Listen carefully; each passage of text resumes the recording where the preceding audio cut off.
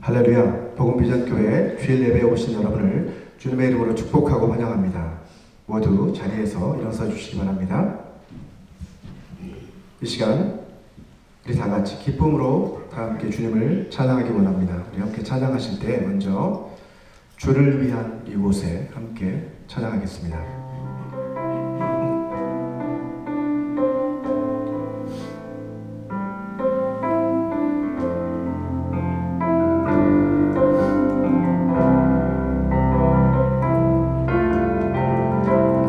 주를 위한 이곳에 예배하는 자들 중에 그가 찾는 일 없어 주님께서 슬퍼하시네.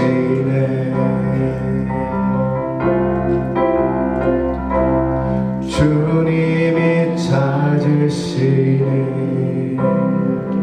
그 한 사람 그의 배자 내가 그 사람 되기 간절히 주께 예배하네. 주 은혜로 이곳에 서 있네. 주 임재에 엎드려 절하네. 그 어느 것도 난 필요 없네. 주님만 경배해. 주 은혜로 이곳에 서 있네. 주 임재에 엎드려 절하네. 그 어느 것도 난 필요 없네. 주님만 경배해. 주를 위한 이곳에 주를 위한 이곳에 예배하는 자들 중에 그가 찾는 일 없어 주님께서 슬퍼하시네. 주님이 찾으시네. 그 한 사람 그의 배자 내가 그 사람 되기 간절히 주께 예배하네. 주 은혜로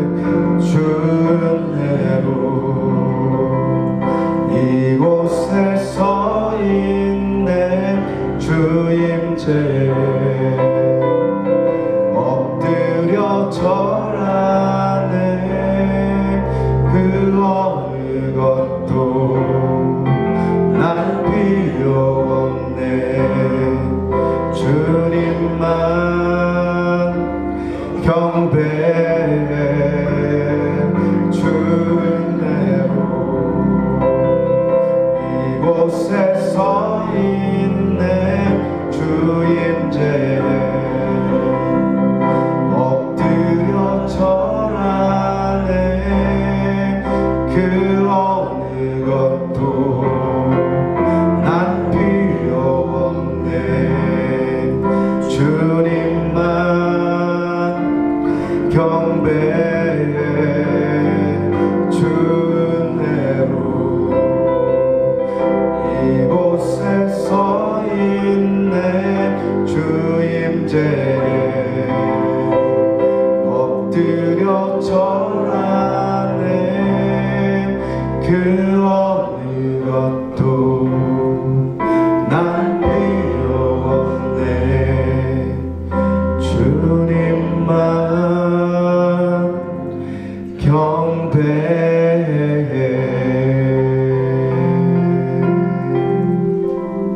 아멘. 이것이 우리의 고백이 되었으면 좋겠습니다. 우리 계속해서 찬송가 320장 나의 죄를 정케하사 함께 찬송하겠습니다.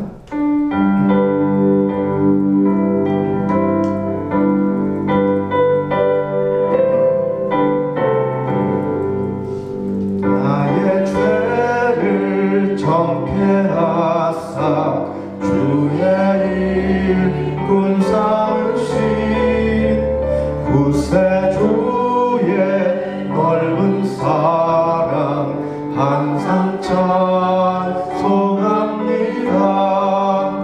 나를 일꾼 삼으신 주 크신 능력 주시고 언제든지 주 뜻대로 사용하여 주소서.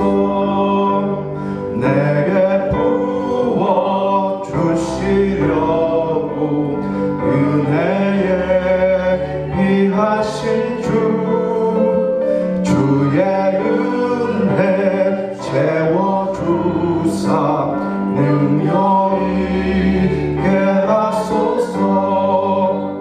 나를 일꾼 삼으신 주 크신 능력 주시고 언제든지 주 뜻대로 사용하여 주소서.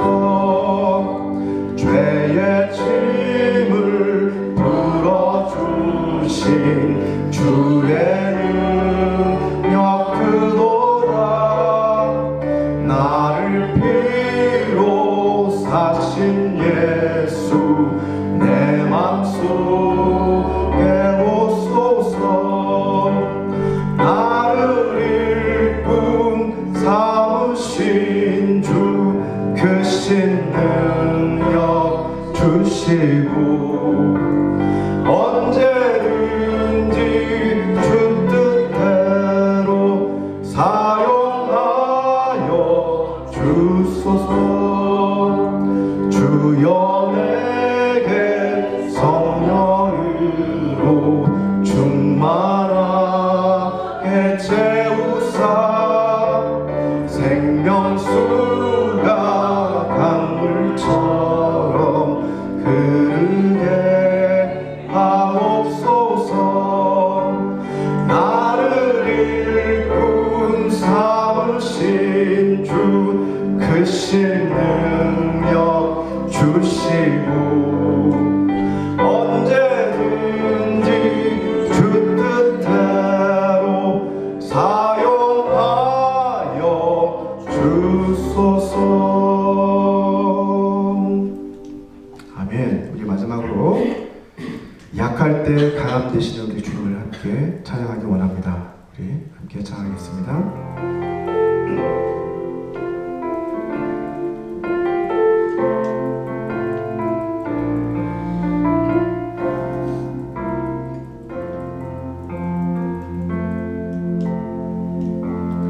약할 때 강함 되시네. 나의 보배가 되신 주 나의 모든 것. 주 안에 있는 보물을 나는 포기할 수 없네. 주 나의 모든 것.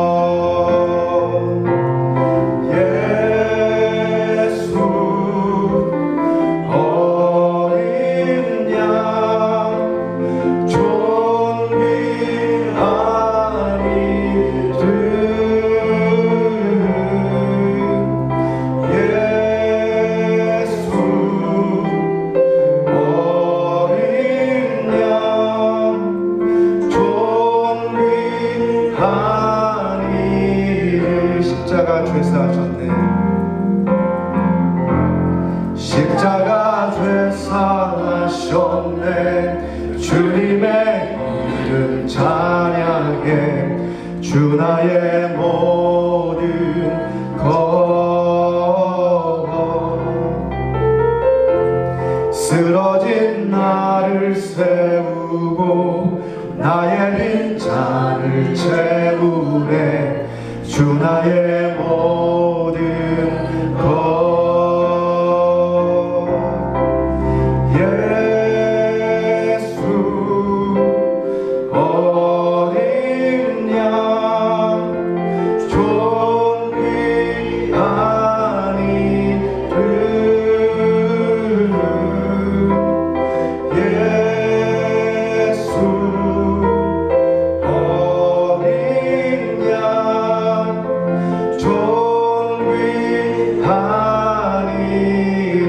약할 때 강함 되시네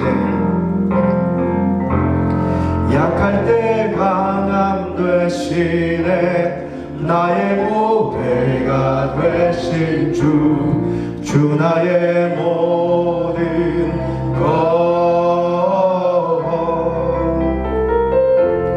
주 안에 있는 보물을 나는 포기할 수 없네 주 나의 모든 것 예수 어린 양 존귀한 이름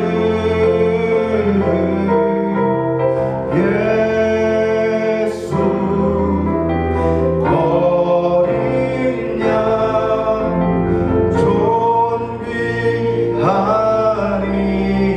마지막으로 십자가 죄사하셨네 십자가 죄사하셨네 주님의 이름 찬양해 주 나의 모든 것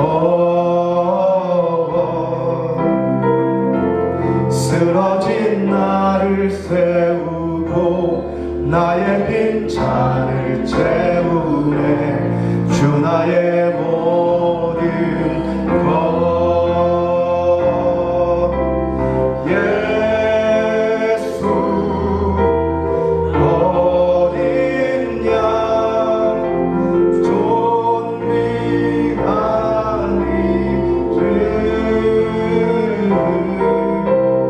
이름 예수 어린 양 존귀한 이름 예수 어린 양 예수 어린 양 존귀한 이름 예수 어린 양 존귀한 이름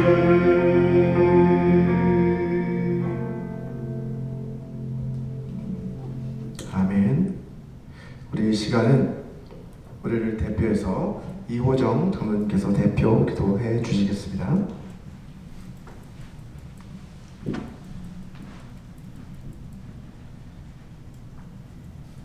오늘도 저희들에게 복된 주를 허락하심에 감사합니다.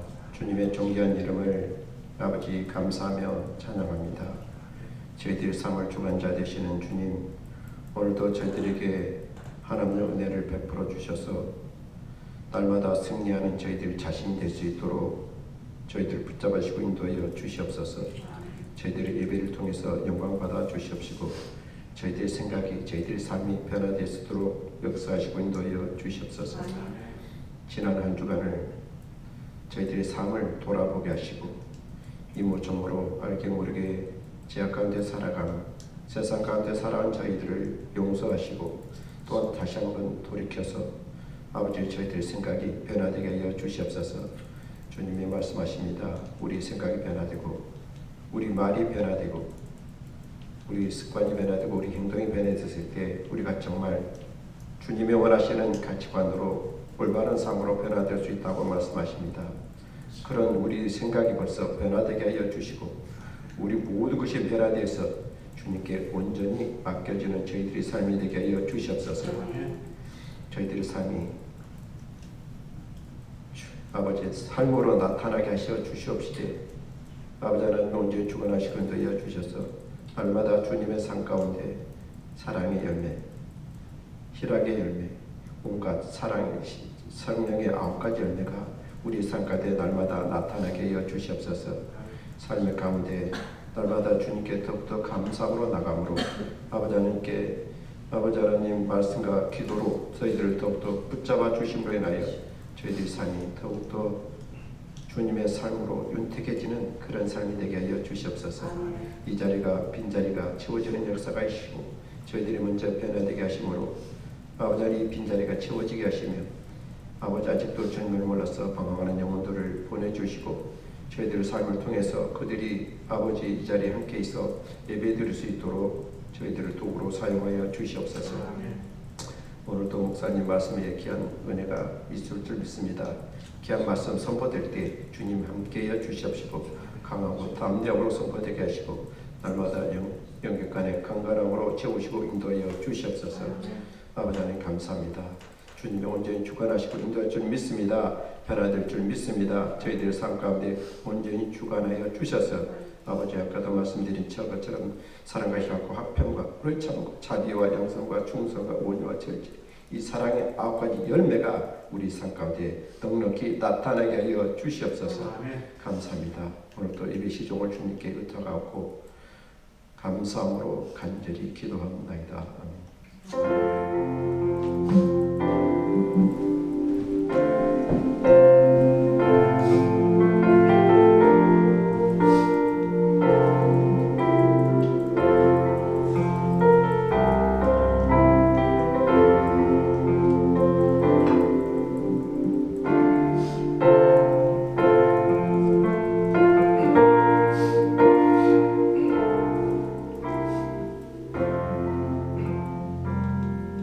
모두 자리에 앉으시겠습니다.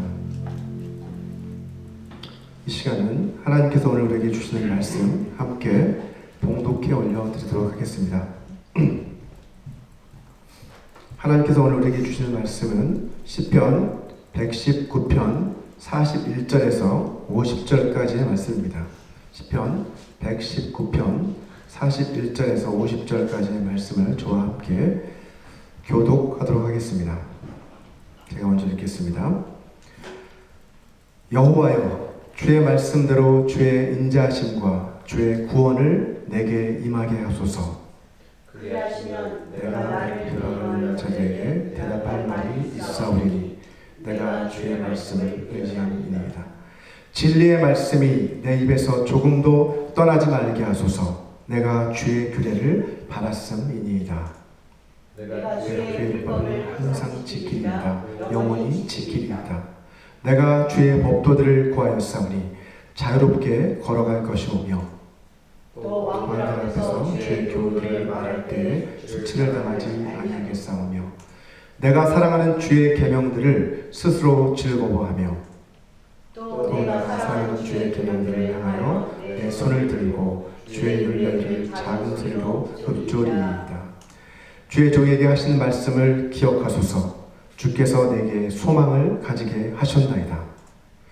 이 말씀은 나의 고난 중의 위로라. 주의 말씀이 나를 살리셨기 때문이니이다. 아멘. 어느 날 한 남자가 등산을 하다가 그만 발을 헛디뎌 절벽 아래로 떨어지고 말았습니다. 다행히도 그는 떨어지면서 간신히 나뭇가지 하나를 붙잡을 수 있었습니다. 하지만 다시 올라갈 수도 없고 그리 오래 버틸 수 없다는 것을 깨닫고 나서 있는 힘을 다해 도와달라고 소리치기 시작했습니다. 거기 위에 누가 없나요? 제발 저 좀 도와주세요 라고 막 이렇게 소리를 쳤습니다. 그런데 잠시 후에 위에서 한 음성이 들려왔습니다. 그래, 내가 여기 있으니 두려워하지 말거라. 이 음성을 듣고 그가 물었습니다. 당신은 누구십니까?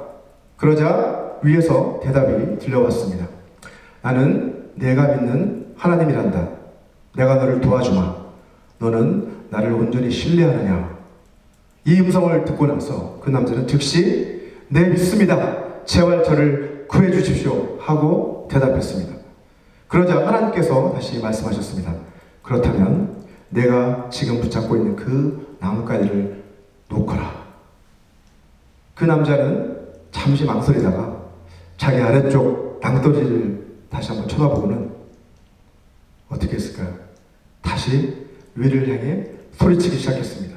거기 위에 다른 분 안 계신가요? 라고 이렇게 소리를 쳤다고 합니다. 이 영화는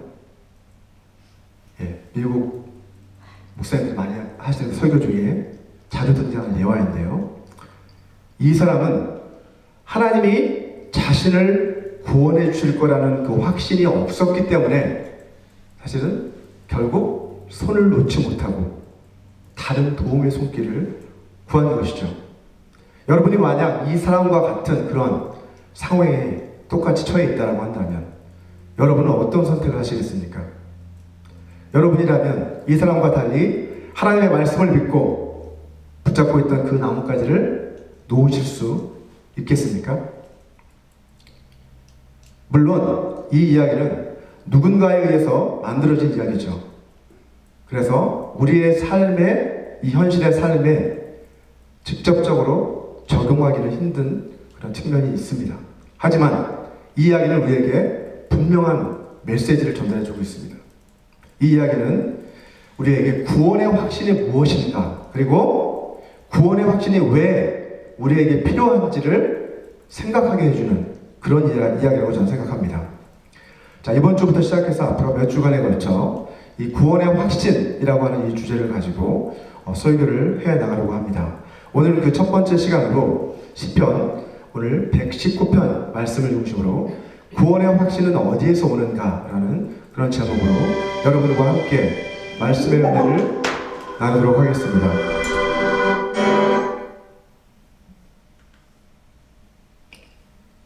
죄송합니다. 잠시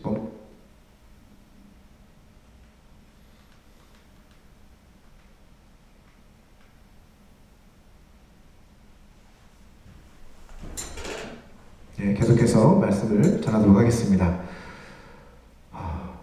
자, 첫 번째로 구원의 확신은 주관적인 체험에 기초한 자기 확신이 아닙니다. 자, 구원의 확신이 어디에서 오는지 알기 위해서는 먼저 구원의 확신이 무엇인지를 알아야 되겠죠.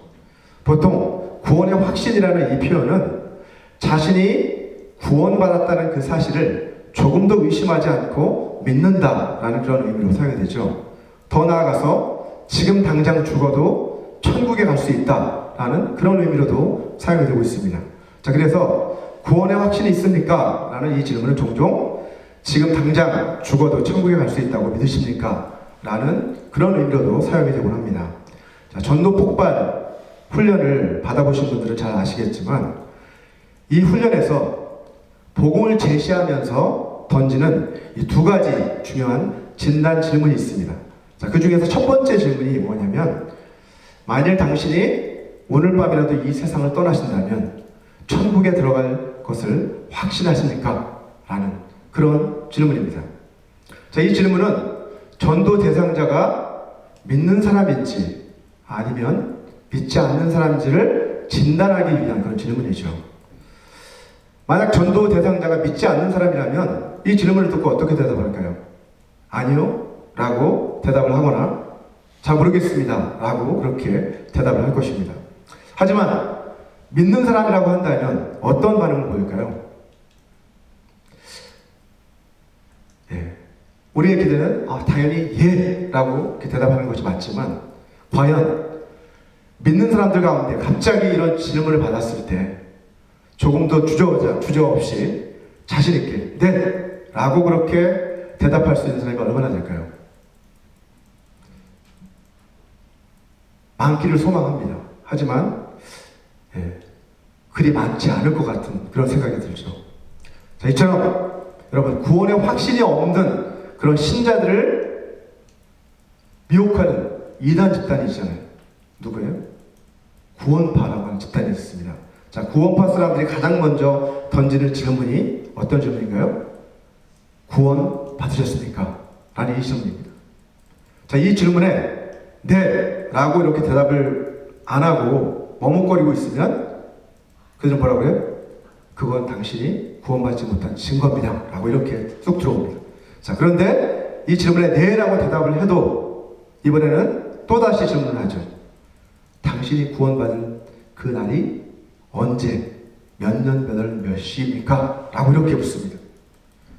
이 질문에 정확하게 답변을 못하면 어떻게 해요? 당신은 구원받지 못한 겁니다. 왜요? 아니, 육신에 태어난 이 생일도 다 알고 있는데 이 더 중요한 영적으로 태어난 이 생일을 모른다는 게 말이 됩니까? 막 이러면서 당신은 구원받지 못했습니다. 그러니 우리에게 와서 구원을 받으십시오. 이런 식으로 사람들을 미혹하는 것이죠. 하지만 우리는 이러한 거짓된 가르침에 현혹돼서는 안 됩니다. 여러분, 구원의 확신, 이 구원의 확신은 나 자신이 구원받았다 라고 하는 자기 주관적인 신념이나 감정적으로 난 구원받았어 라는 막 감정적으로 나는 확신이 있어 막 이렇게 자기 감정적인 그러한 확신이 결코 아니라는 거죠. 성경은 구원의 확신은 반드시 하나님의 약속의 말씀에 근거해야 한다라고 말씀하고 있습니다. 자, 두 번째로 구원의 확신은 하나님의 약속의 말씀에 기초한 확신을 말하는 것입니다. 자, 시편 119편은 하나님의 말씀을 우리 삶의 표대로 삼아서 우리가 거룩하고 정직한 삶을 살아나가야 한다는 것을 우리에게 가르쳐주고 있는 시편입니다. 자, 먼저 시편 119편 1절과 2절을 같이 한번 읽어보도록 하겠습니다. 시작. 행위가 온전하여 여호와의 율법을 따라 행하는 자들은 복이 있으며 여호와의 증거들을 지키고 전심으로 여호와를 구하는 자는 복이 있도다. 아멘. 자, 히브리어 성경으로 보면 이 두 구절 모두 복되도다 라는 그런 말로 시작을 하고 있습니다. 예, 마치 시편 1편과 같이 또는 우리 신약의 팔복과 같이 그렇게 복되도다 이런 사람들은 이렇게 시작을 하고 있다는 거죠. 자, 1절에서는 행위가 온전한 사람이 복되도다 라고 이렇게 선언을 하고 있어요. 행위가 온전하다. 자, 행위가 온전한 사람이란 어떤 사람이라고 또 얘기해요? 그는 여호와의 율법을 따라 행하는 자들이다 라고 이렇게 얘기해요. 우리가 행위가 온전하려면 하나님의 말씀을 따라 행하는 자들이 온전한 자들이다 라고 이야기하시는 것이죠. 자, 그리고 더 나아가서 하나님의 말씀을 어떻게 해요? 결국 순종하는 그런 사람들이 온전하고 또 그런 사람들이 복된 사람들이다 라고 말씀하고 있는 거예요. 자, 이어서 2절을 보시면 여호와의 율법이라고 하는 그 표현 대신 이번에는 뭐라고 표현해요? 여호와의 증거들, testimonies라고 이렇게 표현을 하고 있습니다. 다시 말해서 하나님의 말씀이 곧 뭐라는 거예요? 증거다. 뭐예요? 하나님께서 자신을 계시하시는 테스토모니, 증거다 라고 그렇게 말씀하고 있는 거예요. 그리고 더 나아가서 시편 기자는 이 하나님 자신에 대한 그 증거인 그 하나님의 말씀에 순종하는 것이 결국 뭐예요? 하나님을 구하는 것이고, 그죠? 여호와를 구하는 것이고, 그것이 곧 복이 있는 것이다 라고 이렇게 말씀하고 있는 것을 볼 수 있습니다. 자, 우리가 하나님의 말씀을 깨닫고 또 그 말씀을 따라 순종하고 하는 것, 그것이 복된 것인데, 그것이 왜 복되냐? 그 말씀을 통해 누구를 알 수 있기 때문에 하나님이 어떠신 분이신지를 우리가 깨달아가기 때문에, 그렇게 하나님을 깨달아가면서 하나님의 말씀을 즐거워하고 순종하고 지켜나가는 그런 사람이 진정한 복 있는 사람이라는 것입니다. 자, 그리고 이런 복된 사람으로 우리가 살아갈 수 있도록 말씀을 우리가 깨닫게 도와주시고 또 인도해달라고, 그렇게 나의 삶을 인도해달라고 시편 119편 3절 이하에서부터 계속해서 이 시편 기자는 그렇게 하나님 앞에 간구하는 것을 우리는 볼 수 있습니다. 자, 오늘 본문인 41절을 한번 보시면 시편 기자는 이렇게 또 간구하고 있습니다. 여호와여, 주의 말씀대로 주의 인자하심과 주의 구원을 내게 임하게 하소서. 라고 그렇게 기도하는 것을 볼 수 있죠. 주의 인자하심과 주의 구원이 내게 임하기를 소원합니다 라고 이렇게 기도합니다. 하나님의 말씀을 통해서 그는 하나님이 어떤 분이시다? 인자하신 분이시다라는 것을 그는 깨달았습니다. 자, 그렇기 때문에 나를 구원하실 것이라는 확신이 있었던 것이죠. 그 인자하신 하나님께서 하나님의 말씀을 사모하고 그 말씀을 지켜 행하기를 원하는 나를 내버려 두지 않으시고 나를 반드시 구원해 주실 거야 라고 하는 그런 확신을 가지고 그는 하나님 앞에 간구하고 있는 거예요. 주의 그 인자하심과 주의 구원을 내게 임하게 하여 주옵소서 라고 기도할 수 있었던 것이죠. 이 시편 기자는 자신의 감정이나 판단에 의지하지 않고 있어요. 그는 하나님의 그 약속의 말씀을 붙들고 있는 것이죠. 그 약속의 말씀에 의지해서 하나님이 나를 구원해 주실 거다라고 그렇게 그는 확신했던 것입니다. 이처럼 구원의 확신은 우리 안에서 생겨나는 그러한 것이 아니라 그 원천이 어디예요? 하나님에게서 온다는 것이죠. 결국 하나님의 말씀으로부터 우리는 구원의 확신을 얻을 수 있다는 것입니다. 자, 그 다음 절에 보면 42절을 보시면 이렇게 말씀합니다. 그리하시면 내가 나를 비방하는 자들에게 대답할 말이 있사오리니 내가 주의 말씀을 의지함이니이다 라고 그렇게 그는 고백하고 있습니다. 아마도 이 시편 기자의 상황을 생각해 보면 그를 비방하는 자들이 있었던 것 같아요. 그 비방하는 자들은 아마도 시편에서 고백하는 건 너의 하나님이 어디 있느냐? 어째서 너의 하나님은 너를 돕지도 않으시고 구원하지도 않느냐? 라고 이런 말로 그를 비방하고 조롱했을 것 같습니다. 하지만 이 시편 기자는 여기서 뭐라고 고백을 하고 있어요? 그리하시면이 뭐예요? 주님이 말씀하신 대로 그 구원을 내게 임하게 해주신다면, 그 약속의 말씀 그대로 이루어 주신다면 그 대적들에게, 나를 비방하는 자들에게 대답할 말이 있을 것입니다. 뭐예요? 그들에게 담대히 하나님은 나를 구원해 주시는 분이야 라고 그렇게 확신 있게 대답할 수 있을 것이라는 고백입니다. 이처럼 여러분, 구원의 확신은 결국 하나님의 약속의 말씀에서 비롯된다는 것을 알 수 있습니다. 성경에 나오는 인물 가운데서 하나님의 그 약속의 말씀을 통해 구원의 확신을 가졌던 대표적인 인물을 꼽으라면 누구를 들 수 있을까요? 아브라함을 들 수 있겠죠. 당연코. 그죠? 로마서 4장을 보시면 사도 바울은 아브라함을 예로 들면서 이 구원의 확신은 하나님의 약속의 말씀에 근거한다는 것을 우리에게 가르쳐주고 있습니다. 로마서 4장 18절과 19절 말씀을 같이 한번 읽어보겠습니다. 시작. 아브라함이 바랄 수 없는 중에 바라고 믿었으니 이는 내 후손이 이 같으리라 하신 말씀대로 많은 민족의 조상이 되게 하려 하심이라. 그가 백세나 되어 자기 몸이 죽은 것 같고 사라의 태가 죽은 것 같음을 알고도 믿음이 약하여지지 아니했다 라고 그렇게 말씀하고 있습니다. 자, 바울은 아브라함이 바랄 수 없는 중에 바라고 믿었다라고 말하고 있죠. 당시 아브라함의 상황은 자기 안에 아브라함 자신뿐만 아니라 자기 안에 사라도 어때요? 나이가 너무 많아서 이제 생리가 끊어졌다라고 성경은 말하고 있어요. 그래서 더 이상 아이를 잉태할 수 없는 그런 상황이었어요. 바랄 수 없는 그런 상황이었다는 것이죠. 자, 그러한 상황에서, 바랄 수 없는 그러한 상황에서 그는 하나님을 믿었다라고 말하고 있어요. 자, 그래서 현실적으로는 아까 말씀드렸던 것처럼 사실은 자신이 너무나 늙었고 사라의 경수가 끊어졌기 때문에 어때요? 육신적으로는 아이를 낳을 수 없는 것을 알았죠. 그죠? 그래서 어떤 선택을 했습니까? 아브라함은? 그죠? 자기의 종이었던 엘리에셀, 아주 충실한 종이었던 그 엘리에셀을 나는 상속사로 삼아야 되겠다. 그런 결심을 합니다. 하지만 하나님께서 그 아브라함에게 그가 내 상속자가 아니라 내 몸에서 태어날 자가 내 상속자가 될 거다 라고 그렇게 다시 분명한 약속의 말씀을 주십니다. 창세기 15장 4절 말씀이죠.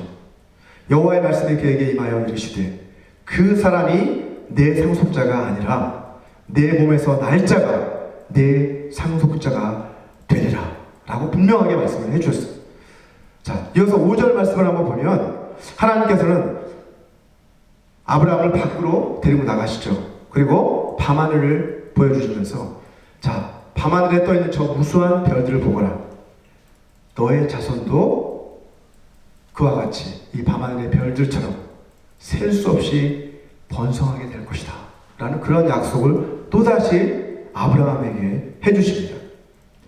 그 다음 6절 말씀도 보시면 아브라함이 그 말씀을 듣고 어떤 반응을 보였습니까? 아브라함이 여호와를 믿으니 여호와께서 이를 그의 의로 여기셨다 라고 말씀하고 있습니다. 아브라함이 믿었다는 것은 무엇을 믿었다는 거예요? 하나님의 그 약속의 말씀을 믿었다는 거예요.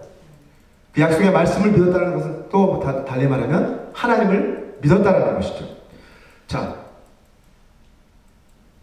하나님께서 자기의 지금 현 상황은 도저히 아들을 잉태할 수 없는, 낳을 수 없는 그러한 상황이지만 그럼에도 불구하고 하나님은 밤하늘의 저 별들처럼 셀 수 없이 많은 자손을 나에게 주신다고 약속하셨다.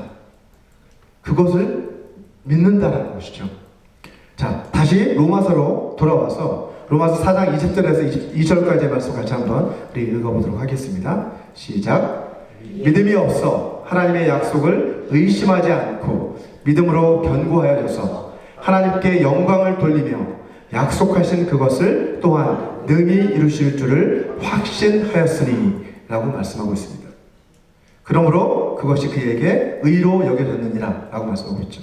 자, 바울은 아브라함이 하나님의 약속을 의심하지 않았다 라고 그렇게 말하면서 하나님께서 그 약속을 능히 이루실 줄을 확신했다 라고 그렇게 평가하고 있습니다.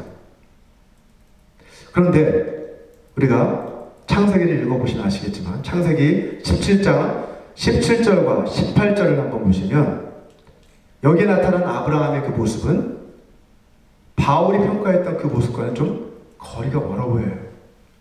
우리 같이 한번 읽어볼까요? 창세기 17장 17절과 18절 시작. 아브라함이 엎드려 웃으며 마음속으로 이르되 100세 된 사람이 어찌 자식을 낳을까? 사라는 90세니 어찌 출산하리요? 하고 아브라함이 이에 하나님께 아뢰되 이스마엘이나 하나님 앞에 살기를 원하나이다. 자, 이 말씀은요 이미 그가 믿고 의로 여길 받았다라고 이렇게 얘기했는데, 자, 아브라함이 믿었다고 그랬잖아요 앞에, 그죠? 근데 이런 약속의 말씀을 이미 들었어요. 아브라함 분명히 네 몸에서 날 자가 내 후손이 될 거다라는 말씀을 이미 들었고 하늘의 별처럼 많아지게 할 거다라는 약속의 말씀도 들었어요. 그런데 하나님은 다시 한번 아브라함에게 또 나타나셨어요. 이 말씀 직전에 또 나타나셔서 어떻게 말씀하시냐면 내 아내 사라가 너에게 아들을 낳아줄 것이다. 그리고 그 후손들이 번성해서 백성들을 다스리는 여러 왕들이 이 사라에게서 태어날 것이다. 열방의 어미가 될 것이다. 라는 그 약속의 말씀을 요 말씀 바로 전에 하신 거예요. 그 말씀을 듣고 아브라함이 보인 반응이 바로 이 말씀입니다. 예. 믿음의 조상인 아브라함이 이런 반응을 보였다는 것이죠. 하나님의 말씀을 듣고 아브라함은 어떻게 했습니까? 웃었어요. 웃었다는 것은 어떤 의미일까요? 그러니까 실수한다는 무슨 그냥 이렇게 자기도 모르게 웃음이 그냥 터지는 거잖아요. 그 나오는 거죠, 이렇게. 아니 그게 또 과한 걸 수도 있고 미소를 질 수도 있고 어쨌든 웃었습니다. 당시 아브라함의 그 나이와 그가 처해 있는 그 상황을 고려해 본다면 사실은 어때요? 그의 입장에 생각해 보면 어르신들한테 이런 말씀을 하면 당연히 어르신들도 하고 웃을 수밖에 없잖아요, 그죠? 웃음이 나올 수밖에 없어요. 자, 그렇게 보면 아브라함은 자연스러운 반응을 보인 거예요, 그죠? 어떻게 내가 나 같은 이 늙은이가 어떻게 내가 애를 낳는다고 이게 말이 돼? 하고 이렇게 웃음이 터져나온 거예요. 아브라함은 이미 알고 있었죠. 자기 나이 들었고 사라도 이미 경수가 끊어졌기 때문에 우리는 아이를 낳을 수 없어 라는 그런 자신의 어떤 개인적인 판단을 가지고 있었어요. 그죠? 자, 그런 판단이 있었기 때문에 이 말씀을 듣고도 아브라함 뭐라고 얘기합니까? 이스마엘이나 차라리 이스마엘을 내가 상속자로 삼아야 되겠다. 왜요? 이스마엘도 자기 몸에서 나온 사람이니까, 아들이니까. 그죠? 이스마엘이나 내가 상속자로 삼으려고 합니다. 그렇게 고백을 하고 있습니다.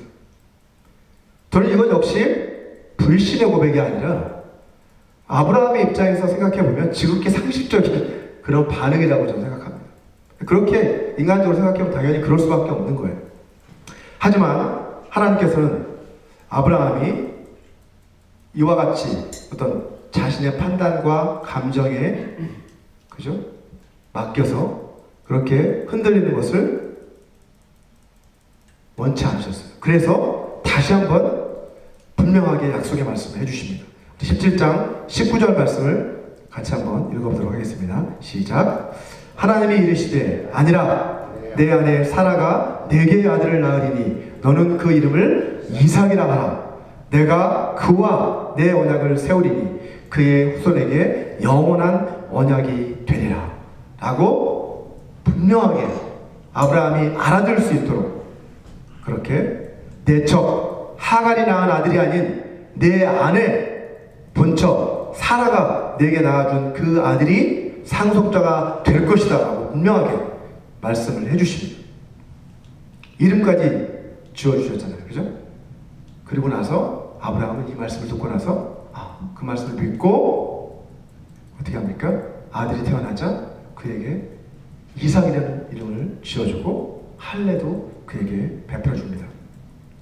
자, 먼 훗날 신약성경으로 보면 히브리서 기자는 이 아브라함의 믿음에 대해서 이렇게 평가를 합니다. 우리 히브리서 11장 17절 말씀도 같이 한번 읽어보도록 하겠습니다. 시작.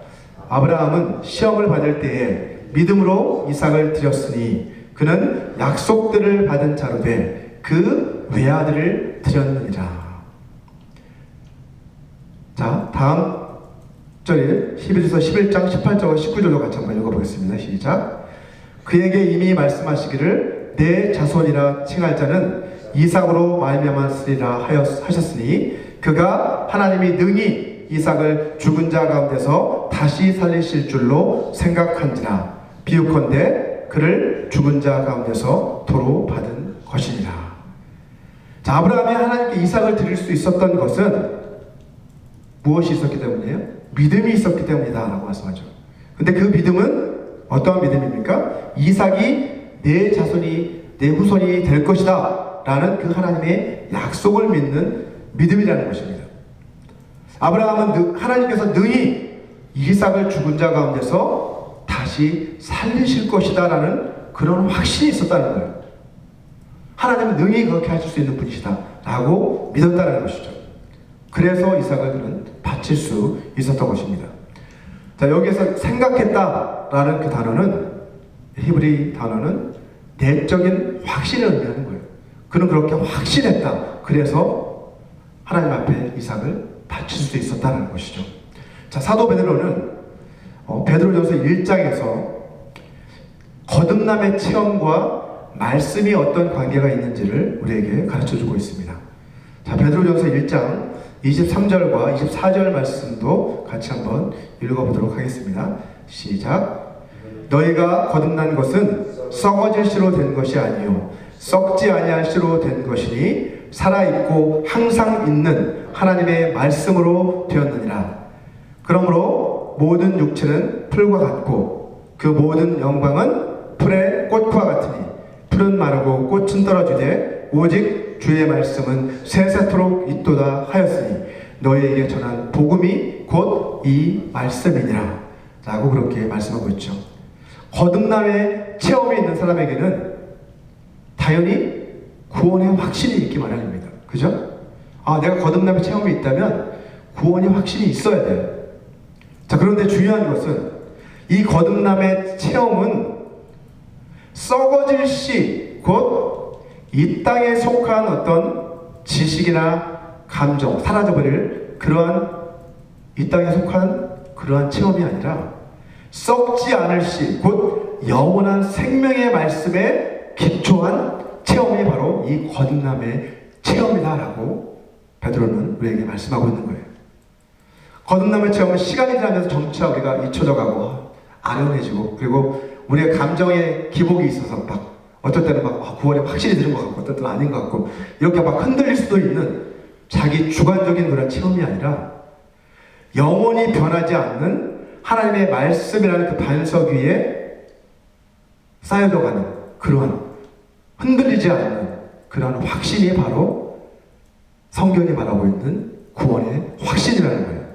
자, 24절 마지막 부분을 보시면 베드로는 뭐라고 말씀합니까? 너희에게 전한 복음이 바로 이 말씀이다 라고 이렇게 선언합니다.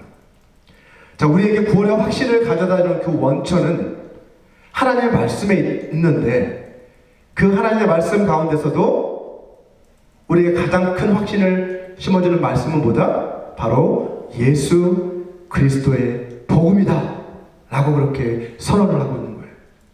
우리가 구원을 확신할 수 있는 이유는 하나님께서 이 말씀을 통해서 예수 그리스도께서 우리를 위해 대신 죽으셨고, 그로 인해 우리가 구원을 얻었다라고 선포하셨기 때문입니다. 자, 세 번째로 구원의 확신은 주 안에서 우리로 하여금 담대함과 소망을 갖게 해줍니다. 본문 43절을 보시면 시편 기자는 주님의 말씀을 자신이 갈망하기 때문에 진리의 그 말씀이 자신의 입에서 조금도 떠나지 않도록 해 주십시오라고 그렇게 간구하고 있는 것을 볼 수 있습니다. 자, 문맥상으로 보면 이것은 바로 앞에 42절 우리가 아까 살펴봤죠. 이것은 자신을 비방하는 자들과 관련된 것을 볼 수 있어요. 자신을 비방하는 자들에게 그들이 너희 하나님이 어디 계시냐 막 이렇게 비방하고 조롱할 때 어떻게 하라는 거예요? 내 입에서 하나님의 말씀으로 그들을 반박할 수 있는 그러한 말씀으로 그들에게 대답할 수 있도록 내가 하나님의 말씀을 그렇게 의지하고 붙잡게 도와주십시오라는 그러한 간구로 볼 수 있는 것이죠. 자, 이어서 본문 44절에서 46절까지의 말씀을 우리 세번역으로 한번 다 같이 읽어보도록 하겠습니다. 시작. 내가 주님의 율법을 늘 지키고 영원토록 지키겠습니다. 내가 주님의 법도를 열심히 지키니 이제부터 이 넓은 세상을 거침없이 다니게 해 주십시오. 왕들 앞에서 거침없이 주님의 증거들을 말하고 부끄러워하지 않겠습니다 라고 그렇게 시인은 고백하고 있습니다. 자신이 주님의 말씀을 항상 열심히 지키겠으니 이 넓은 세상을 거침없이 돌아다니면서 어떻게 하겠다는 거예요? 왕들 앞에서조차 담대하게 내가 주님의 그 증거들, 그 말씀들을 선포하고 내가 부끄러워하지 않겠습니다 라고 이렇게 고백하고 있는 거예요. 자, 이 고백은 사도행전을 한번 읽어보면 우리가 잘 아는 사도 바울이 왕들 앞에서, 총독들 앞에서, 그죠? 아그리빠 그리고 베스도 총독 앞에서 그가 담대히 하나님의 복음을 증거하고 있는 그 모습을 떠올리게 합니다. 자, 로마서 1장 16절도 보시면 여기서 바울은 오늘 우리가 읽었던 이 시편 기자의 고백과 동일한 고백을 여기서 하고 있는 것을 볼 수 있습니다. 우리 같이 한번 말씀을 읽어보겠습니다. 로마서 1장 16절 시작. 내가 복음을 부끄러워하지 아니하노니 이 복음은 모든 믿는 자에게 구원을 주시는 하나님의 능력이 됩니다. 먼저는 유대인에게요 그리고 헬라인에게로다 라고 그런 고백을 하고 있습니다.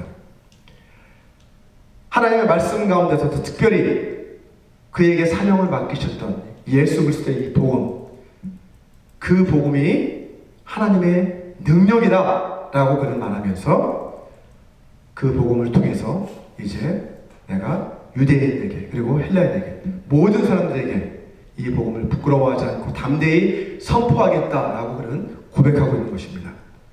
여러분, 이처럼 구원의 확신이 있는 사람들만이 하나님의 말씀을 담대하게 증언할 수 있는 것이죠. 선포할 수 있는 것입니다. 자, 마지막으로 오늘 본문 47절에서 50절까지의 말씀도 우리 같이 한번 읽어보도록 하겠습니다. 시작. 내가 사랑하는 주의 계명들을 스스로 즐거워하며 또 내가 사랑하는 주의 계명들을 향하여 내 손을 들고 주의 율례들을 작은 소리로 읊조리리이다. 주의 종에게 하신 말씀을 기억하소서. 주께서 내게 소망을 가지게 하셨나이다. 이 말씀은 나의 고난 중에 위로라. 주의 말씀이 나를 살리셨기 때문이니이다. 라고 그는 고백을 하고 있습니다. 구원의 확신이 있기 때문에 그는 계속해서 또 말씀을 통해 구원의 확신이 얻어지지만 또 연속해서 어떤 반응이 일어나는 거예요? 그 구원의 확신이 또 있기 때문에 하나님의 말씀을 더욱 사모하게 되는 거예요. 그래서 항상 그 말씀을 즐거워하며 항상 그 말씀을 향하여 손을 들고 그 말씀을 읊조리며 묵상하며 그죠? 붙드는 그러한 삶을 살겠습니다 라는 고백이 나오는 것이죠. 그리고 또 어떤 고백을 합니까? 주께서 내게 소망을 가지게 하셨나이다 라고 그렇게 고백을 하고 있습니다. 우리가 구원의 확신이 있다는 것은 하나님께서 나를 구원하셨지만 그죠? 또한 장차 또 온전한 구원을 이루실 것이다 라는 그러한 소망을 또 갖게 하신다는 거예요. 장차 나를 천국으로 인도하실 것이다. 영원한 삶으로 인도하실 것이다 라는 그러한 소망을 또한 우리에게 가져다 준다는 것이죠. 또한 우리가 고난 가운데 처해 있을 때는 우리의 하나님을 향한 그 신뢰, 그 구원의 확신이 우리에게 위로가 된다라고 또한 시인은 그렇게 고백하고 있습니다. 저와 여러분 모두가 이처럼 말씀에 기초한 구원의 확신을 가지고 하나님이 베풀어 주시는 위로와 소망을 누리면서 담대하게 하나님의 복음을 선포하는 그러한 삶을 살아가게 되시기를 주님의 이름으로 축원합니다. 우리 이 시간 오늘 주신 이 말씀을 같이 생각하시면서 우리 함께 통성으로 기도하는 시간으로 갖기 원합니다. 우리 기도하실 때 우리의 감정이나 어떤 주관적 체험에 기초한 확신이 아니라 하나님의 약속에 기초한 그런 구원의 확신을 허락해달라고 우리 같이 기도했으면 좋겠습니다. 그리고 날마다 이 말씀에 순종하는 삶을 살게 해달라고, 그래서 하늘의 위로와 소망을 누리며 살게 해달라고, 그리고 담대히 복음을 선포할 수 있는 그런 담력을 갖게 해달라고 우리 다 같이 함께 기도하겠습니다. 거룩하신 아버지 하나님 감사합니다. 오늘 말씀을 통해 주의 말씀이 내 발의 등이요 내 길의 비침을 고백하는 그러한 삶을 살아가기를 소망합니다. 하나님, 아버지 하나님, 주님께서 우리에게 말씀으로 확증하여 주신 것처럼 아버지 하나님, 우리가 하나님의 그 약속대로 아버지 보내주신 예수 그리스도를 통해 아버지 구원받은 자들임을 다시 한번 고백하게 하시니 감사합니다. 하나님, 그 약속의 말씀들을 우리가 기억하고 아버지 그것을 통해서 하나님의 구원을 확신한 저희들 될 수 있도록 도와주시고, 아버지 하나님 천국의 소망을 품고 매일매일 걸어갈 수 있도록 저희를 인도하여 주시옵소서. 아버지 하나님, 너희 하나님이 어디 계시느냐 라고 묻는 아버지 하나님을 대적하는 자들에게 우리가 담대하게 아버지 하나님 우리와 함께 계시며 우리를 구원하신다라고 고백할 수 있는 저희를 모두가 될 수 있도록 주여 도와주시옵소서. 주의 말씀을 주여로 묵상하며 아버지 하나님 주님과 동행하는 그런 삶을 통해서 우리의 확신이 흔들리지 않고 아버지 영원한 소망을 품고 살아갈 수 있는 저희들 될 수 있도록 예수여 도와주시옵소서. 말씀으로 우리를 깨우쳐 주시옵소서. 말씀을 통해 우리에게 구원의 확신을 심어주시고 우리의 믿음이 흔들리지 않도록 예수여 우리의 삶의 구비구비 동행하여 주시옵소서. 우리를 인도하여 주시옵소서.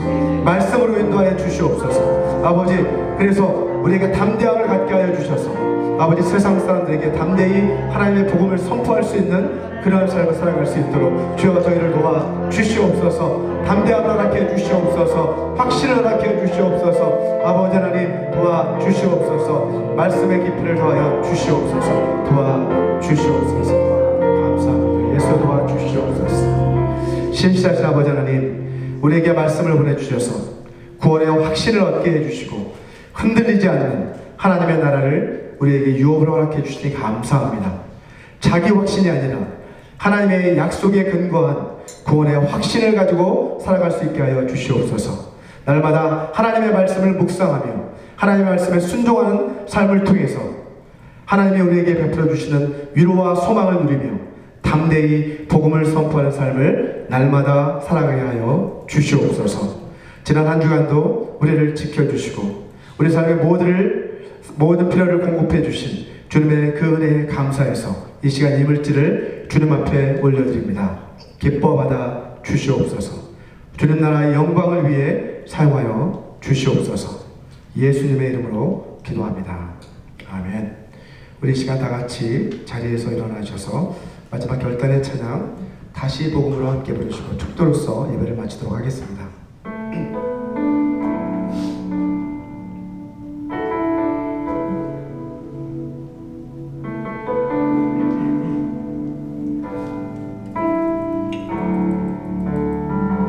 하나님 독생자 예수 그리스도 그분만이 오직 길과 진리 생명이라. 세상 다 변하고 사람들 변해도 나에겐 복음 십자가뿐이라. 하나님 독생자 예수 그리스도 그분만이 나의 길과 진리 생명이라. 세상이 비웃고 사람들 떠나도 나에겐 복음 십자가뿐이라. 다시 복음으로 다시 십자가로 다시 하나님께로 나아갑니다. 오직 복음만이 오직 십자가만이 오직 하나님만이 나의 전부입니다. 다시 복음으로 다시 십자가로 다시 하나님께로 나아갑니다. 오직 복음만이 오직 십자가만이 오직 하나님만이 나의 전부입니다.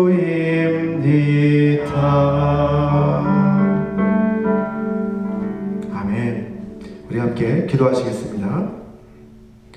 지금은 주 예수 그리스도의 은혜와 하나님의 사랑과 성령 하나님의 교통하심이 약속의 말씀에 기초한 구원의 확신을 가지고 담대하게 진리의 말씀을 선포하는 삶을 살아가기로 결단하는 모든 사람들에게 영원히 함께 하시기를 간절히 축원하옵나이다.